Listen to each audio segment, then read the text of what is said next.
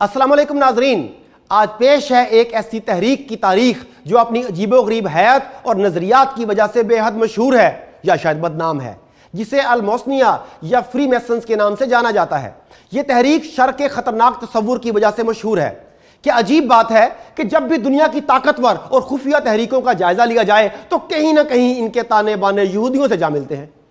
Free Mason بھی یہودیوں کی ایک ایسی خفیہ تنظیم ہے جس کا جنم 1771 میں برطانیہ کے شہر کاؤنٹی لنکاشائر میں ہوا۔ اس تنظیم کے دفاتر دنیا کے کونے کونے میں پھیلے ہوئے ہیں اور یہودی ان دفاتر کو لاجز کے نام سے پکارتے ہیں۔ اس تنظیم کے پاس اربوں ڈالرز کے فنڈز موجود ہوتے ہیں اور فنڈنگ امریکی سرپرستی میں ہوتی ہے۔ اس کی رکنیت کے عمل کو انتہائی صیغہ راز میں رکھا جاتا ہے۔ اس عمل کو ڈگری کہا جاتا ہے۔ ایک جیسی ڈگری کے حامل افراد اپنے ہم رتبہ لوگوں سے ہی واقف ہوتے ہیں۔ اس تنظیم کے اجلاس اور تمام تر کاروائیاں خفیہ رکھی جاتی ہیں۔ تمام تر گفتگو کوڈ ورڈز میں کی جاتی ہے۔ صرف اراکین ہی ان کوڈ ورڈز کو ڈی کوڈ کر کے سمجھ سکتے ہیں۔ ایک آنکھ کا نشان جو دجال کی علامت ہے، فری میسن کی شناختی علامت ہے۔ یہ تنظیم دنیا بھر میں جاسوسی کرتی اور یہودیوں کے مفادات کو تقویت پہنچانے کے لیے ہمہ وقت سرگرم رہتی ہے۔ یہی وہ تنظیم ہے جس نے صہیونیوں کے لیے گریٹر اسرائیل کا نقشہ پیش کیا۔ یہ تنظیم انسانی اخلاقی اقدار پر یقین نہیں رکھتی۔ مقصد کے حصول کے لیے سفاکیت اور بے رحمی کی آخری حد تک جانا ان کا وتیرہ ہے۔ یعنی صہیونیت کا بھرم قائم رکھنے کے لیے یہ تنظیم کچھ بھی کر گزرنے کو ہمیشہ تیار رہتی ہے۔ اب اس میں کوئی شک نہیں رہا کہ دنیا کی ہر طاقتور ریاست کے اندر فری میسنز نے نقب لگا رکھی ہے۔ اس تنظیم کے اثر و رسوخ کا اندازہ اس بات سے لگائیں کہ اس وقت اقوام متحدہ کے 10 انتہائی اہم اداروں کے اعلیٰ ترین عہدوں پر فری میسنز قابض ہیں۔ اقوام متحدہ کے نیو یارک آفس میں 22 شعبوں میں سے 9 پر یہودی اپنا تسلط جمائے ہوئے ہیں۔ یونیسکو کے 11 شعبے مکمل طور پر یہودیوں یا صہیونیوں کی ملکیت ہیں۔ FAO کی 3 شاخیں یہودیوں کے گھر کی باندیاں ہیں۔ ILO کے 4 شعبے یہودیوں کے غلام ہیں۔ IMF جس نے دنیا کے 176 ملکوں کو قرض کے جال میں پھنسایا ہوا ہے، اس کے سارے بڑے عہدیدار فری میسن یہودی ہیں۔ یوں ان ملکوں پر یہودیوں کا تسلط بہت مضبوط بنیادوں پر کھڑا ہے۔ امریکا کے 85 سب سے بڑے اداروں میں سے 54 پر یہودی بیٹھے ہوئے ہیں۔ اس طرح امریکا کا 60% در حقیقت فری میسن سوسائٹی کے قبضے میں ہے۔ ناظرین، اس شیطانی تنظیم کی طاقت کا اندازہ اس بات سے لگائیں کہ اسرائیلی مظالم کے خلاف اب تک 500 سے زائد قراردادیں سلامتی کونسل نے پاس کیں۔ 60 منظور ہوئیں لیکن کسی بھی قرارداد پر عمل نہیں ہو پایا۔ 45 مرتبہ 45 ٹائمز اسرائیل کے خلاف ایکشن لینے کی قرارداد کو امریکہ نے ویٹو کر دیا۔ یوں فری میسنز ہر مرتبہ اسرائیل کو امریکہ کی مدد سے بچا لے گئے۔ فری میسن یہودیوں نے 1951 میں موساد کو جنم دیا۔ موساد کے 8 شعبے ہیں۔ پہلی شاخ کلیکشن ڈپارٹمنٹ ہے۔ یہ دنیا بھر میں یہودیت کی راہ میں مزاحمت کرنے والوں کو ختم کر ڈالتی ہے۔ دوسری شاخ پولیٹیکل ایکشن ڈپارٹمنٹ ہے۔ اس کا کام کرۂ ارض پر قائم ہر حکومت کو یہودی مفاد کے تابع کرنا ہے۔ Special branch, special operation branch کسی بھی ہنگامی صورتحال میں کسی بھی ملک میں گھس کر صہیونی مفادات کی حفاظت کرتی ہے۔ ریسرچ ڈپارٹمنٹ میں دنیا بھر کی ہر طرح کی معلومات کی جانچ پڑتال کی جاتی ہے۔ موساد کی 6ٹھی شاخ ٹیکنالوجیکل ڈپارٹمنٹ ہے۔ اس کا کام سائنس اور ٹیکنالوجی میں نئی اختراعات کے ذریعے فری میسنز گول کو حاصل کرنا ہے۔ ناظرین، موساد کی 2 شاخیں مزید ہیں جن کے بارے میں زیادہ معلومات نہیں ملتی۔ ایک اندازے کے مطابق یہ دونوں شاخیں موساد کو فری میسن اور اسرائیل کے ساتھ جوڑے ہوئے ہیں۔ یوں فری میسن اور موساد مل کر ہر سال کروڑوں ڈالرز کا اسلحہ اسرائیل کے لیے حاصل کرتی ہیں۔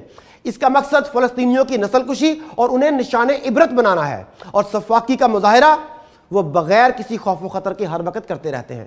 ناظرین، یہ فری میسن کا ہی سیاہ کارنامہ ہے کہ آج 70 سال گزرنے کے باوجود فلسطینی اپنی ہی سرزمین پر اجنبی بننے پر مجبور ہیں۔ دنیا کا کوئی ملک، کوئی تنظیم فلسطینیوں کو انصاف نہیں دلا سکی کیونکہ صہیونیوں کے آگے سب بے بس ہیں۔ آج پوری دنیا، خاص طور پر مشرق وسطیٰ اور لاطینی امریکہ میں جو شورش بپا ہے، اس کے پیچھے بھی اسی تنظیم کا ہاتھ ہے۔ ان کا مذہب طاقت کا حصول اور مقصد انسانی لاشوں پر دولت کے انبار لگانا ہے۔ فری میسن تحریک سرتاپا خفیہ تحریک ہے۔ ان کا اصل دائرہ کار اعلیٰ طبقات ہیں: بادشاہ، شہزادے، عمرا اور موجودہ جمہوری نظام میں صدر مملکت، وزیر اعظم، فوجی افسران، بڑی مذہبی شخصیتیں، تاجر اور صاحب اثر لوگ ان کے خاص ہدف ہوتے ہیں۔ ماضی قریب کا جائزہ لیا جائے تو وہ بڑے لوگ جن کے بارے میں وثوق سے معلوم ہوا کہ وہ فری میسن تحریک کے سرگرم عہدیدار تھے، ان میں ترکی کا مصطفیٰ کمال پاشا، ایران کا رضا شاہ پہلوی، مصر کا صدر جمال عبد الناصر اور انور سادات، فلسطینی یاسر عرفات اور ایران کے سابق وزیر اعظم امیر عباس حویدہ اہم ہیں۔ اس کے علاوہ افغانستان کے سابقہ صدر امیر حبیب اللہ خان، مہاراجہ پٹیالہ اور نواب رامپور رضا علی خان اپنے اپنے لاجز کے گرینڈ ورشپ ماسٹرز تھے۔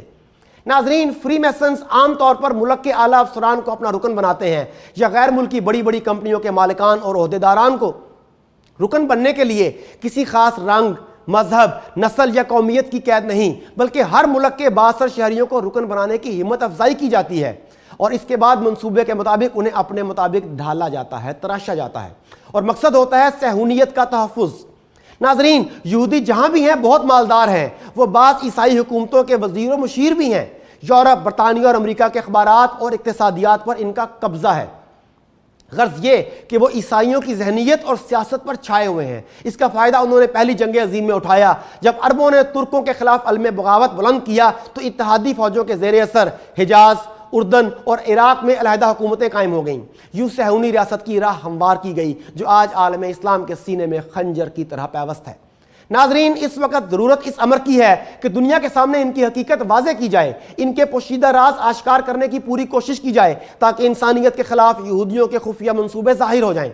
ناظرین، آخر میں یہ بتانا بھی دلچسپی سے خالی نہیں ہوگا کہ اس تنظیم کے باقاعدہ دفاتر پاکستان میں بھی تھے۔ ان کی مشکوک سرگرمیوں کی بنا پر 1965 میں افواج پاکستان اور 1969 میں دیگر سرکاری ملازمین پر بھی اس تنظیم کی رکنیت حاصل کرنے پر پابندی لگائی گئی، اور 29 دسمبر 1985 کو اس تنظیم کی اصلیت آشکار ہونے پر پاکستان میں اس پر مکمل پابندی لگائی گئی اور اس کے لاجز ختم کر دیے گئے۔ مگر یہ خفیہ تنظیم ابھی بھی مختلف ناموں سے اپنی مذموم سرگرمیوں میں مصروف ہے۔ تحقیق کے مطابق لائنز کلب اور روٹری کلب کے فاؤنڈنگ ممبرز بھی فری میسنری تھے۔ باقی فیصلہ آپ خود کر سکتے ہیں۔ پوری دنیا میں حکومتیں اپنے مفادات کے تحفظ اور بیرونی خطرات سے بچنے کے لیے خفیہ ادارے قائم کرتی ہیں اور ان سے فائدے لیتی ہیں۔ یہ ادارے معلومات جمع کرتے ہیں، تجزیے کرتے ہیں، جاسوسی بھی کرتے ہیں اور بسا اوقات ماورائے قانون کچھ اقدامات بھی۔ یہ طریقہ کار زمانہ قدیم سے زیر استعمال ہے، مگر عہد حاضر میں اس طرز جنگ نے بہت اہمیت اختیار کر لی ہے۔ آج کے دور میں اسے ایکسٹریم آرٹ آف وار بھی کہتے ہیں۔ تاریخ بتاتی ہے کہ دنیا کی بڑی بڑی سلطنتیں محلّاتی سازشوں، مریض کی کامیاب حکمت عملیوں اور اپنی غیر مؤثر انٹیلیجنس کی وجہ سے زمین بوس ہو گئیں، لیکن اس کے بالکل برعکس کام کرنے والی سلطنتیں پھلتی پھولتی ہیں۔ ناظرین، آج ہم ایک ایسی خفیہ تنظیم یا ایجنسی کے بارے میں بات کریں گے جس نے دنیا کے امن و سکون کو برباد کرنے کا تہیہ کیا ہوا ہے، جسے دنیا موساد کے نام سے جانتی ہے۔ ناظرین، اگر آپ اسرائیل کو جانتے ہیں تو پھر آپ موساد کو بھی جانتے ہوں گے، کیونکہ اسرائیل کا دبدبہ اور خوف موساد کی وجہ سے قائم ہے۔ اس تنظیم نے انسانی تاریخ میں جتنے قتل عام، ظلم و ستم اور مخالفین کو ٹھکانہ لگانے کے نت نئے طریقے متعارف کروائے ہیں، اس کی کوئی مثال نہیں ملتی۔ موساد کا قیام 13 دسمبر 1949 کو عمل میں آیا۔ اس بدنام زمانہ تنظیم یا ایجنسی کا خالق بابائے اسرائیل ڈیوڈ بن گوریان ہے، جس نے اسرائیل کے توسیع پسندانہ عزائم کو ملحوظ خاطر رکھتے ہوئے اس کی بنیاد رکھی۔ موساد کے قیام کے ساتھ ہی اسرائیل کی اندرونی سیکیورٹی کے لیے بھی 2 مزید ادارے قائم کیے گئے جن کے مقاصد ملتے جلتے تھے۔ ناظرین، اسرائیل پوری دنیا میں بالواسطہ یا بلا واسطہ مداخلت کرتا ہے اور کوئی اسے روکتا بھی نہیں۔ کبھی سوچئے اس کی وجوہات کیا ہو سکتی ہیں؟ بلا شبہ یہ کہنا غلط نہیں ہوگا کہ اگر موساد کا وجود نہ ہوتا تو آج اسرائیلی ریاست یوں کھلم کھلا بین الاقوامی قوانین کی خلاف ورزی نہ کر پاتی۔ فلسطین میں دہشت اور بربریت کا جو بازار اس تنظیم کے زیر سرپرستی سجایا گیا ہے وہ مسلمان بچوں اور عورتوں کے خون سے رنگین ہے۔ ناجائز ریاست اسرائیل کے پہلے وزیر اعظم ڈیوڈ بن گوریان نے تمام ایجنسیوں کو آغاز ہی سے اپنے ماتحت رکھا۔ یہ خفیہ اور سیاسی طاقت کا ایک بہت بڑا مرکز تھا، لیکن شروع سے ہی اسے سرکاری طور پر اسرائیلی عوام سے بھی پوشیدہ رکھا گیا۔ در حقیقت عوام میں موساد کا نام لینا 1960 تک ممنوع تھا، کیونکہ ان دہشت کے اڈوں کے وجود کو آفیشیلی تسلیم نہیں کیا جا سکتا تھا، لہٰذا بن گوریان نے ان ایجنسیوں کے کردار، آپریشن، بجٹ اور اختیارات سے متعلق قانون سازی ہونے ہی نہیں دی۔ دوسرے لفظوں میں اسرائیلی انٹیلیجنس اور خاص طور پر موساد ریاست کے اندر ریاست کے طور پر کام کر رہی ہے۔ ریاستی ڈھانچے کے اندر کسی جواب دہی سے آزاد یہ ایجنسی ایسے بدمست ہاتھی کی طرح بن گئی ہے جسے روکنا بظاہر ناممکن ہو گیا ہے۔ اس سے دشمن کی ٹارگٹ کلنگ، ماس ڈسٹرکشن اور دیگر طرز کی ریاستی دہشت گردی کی راہ ہموار کی جاتی ہے۔ اسرائیلی ریاست آج جس مقام پر کھڑی ہے اس میں موساد کا بہت بڑا ہاتھ ہے۔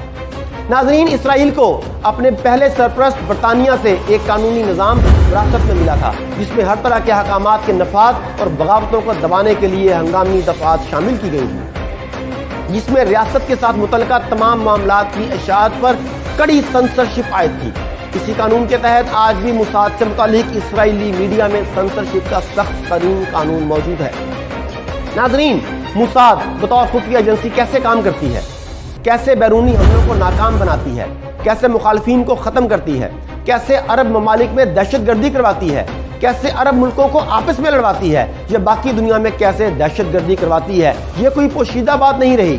موساد کے رسوائے زمانہ کردار پر بے شمار کتابیں اور بے شمار تحقیقاتی رپورٹس شائع ہو چکی ہیں اور ہوتی رہیں گی۔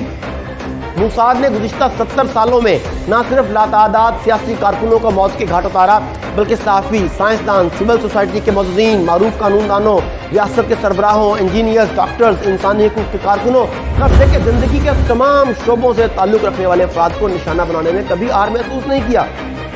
اپنے قیام سے لے کر آج تک موساد نے قتل و غارت کا جو بازار گرم کر رکھا ہے، اس سے اس تنظیم کی سفاکی کا اندازہ لگانا مشکل نہیں۔